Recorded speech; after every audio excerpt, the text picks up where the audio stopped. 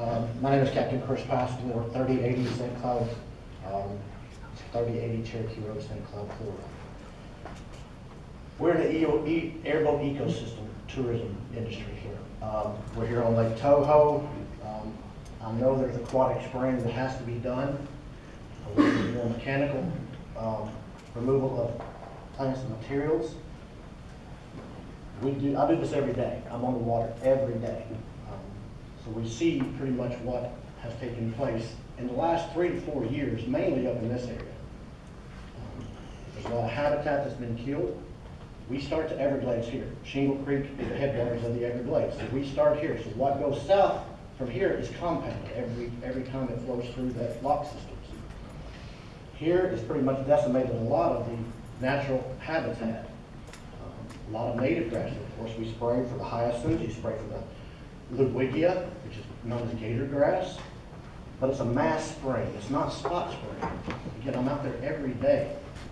I've actually stopped some of your spray boats, not FWC, but Applied Aquatics, whoever's out there doing that, and ask them, hey, look what you're doing, guys. You're not just spraying the non-native species, the invasive species of the grasses, you're spraying the native species also.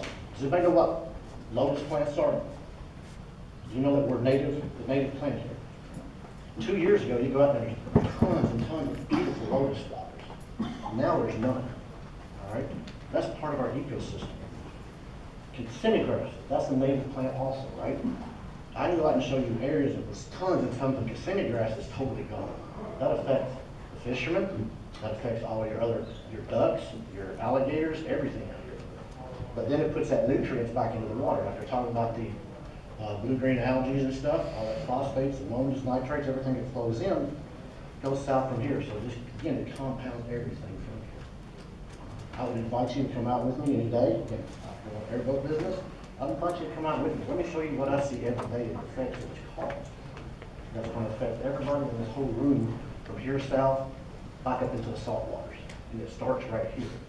So if you want to see what it looks like here, come out with me. I'll show you what it looks like here.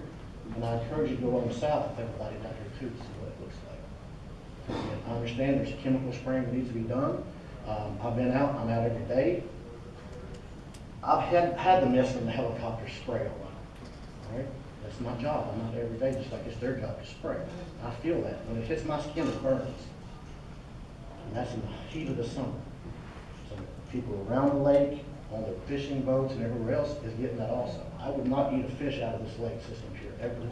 We used to do that, crappie, small bass. I would not do that now. You pull out bass and you see spots on those things, the ulcers. That's not a normal thing for freshwater fish here.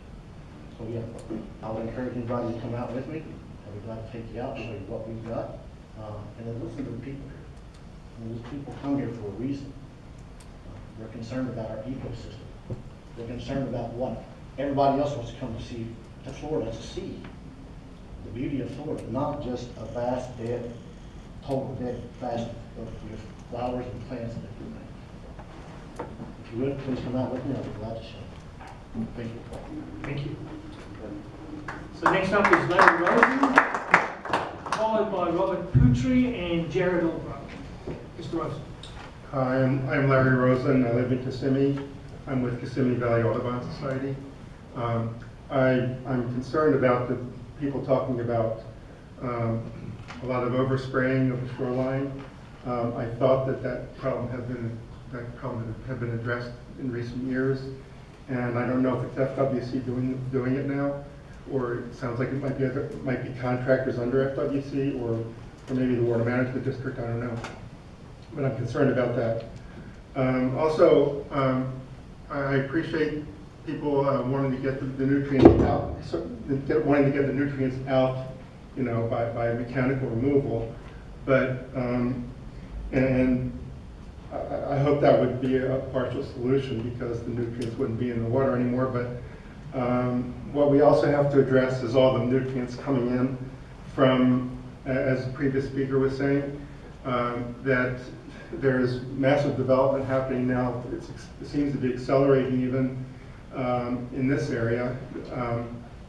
They're developing all the cypress domes anywhere around Kissimmee, former pastures, are being replaced by hard surfaces, houses, roads, things like that. I know there's retention ponds being built that, you know, are supposed to contain some of those nutrients, but that's not going to contain all of them, especially in storm situations.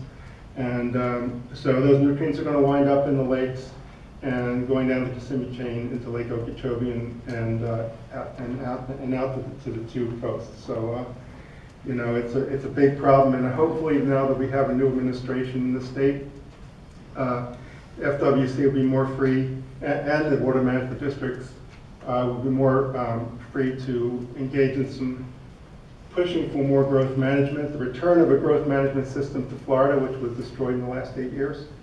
And so that would be a way that we could keep some control on what's going into the lakes, the nutrients coming into the lakes.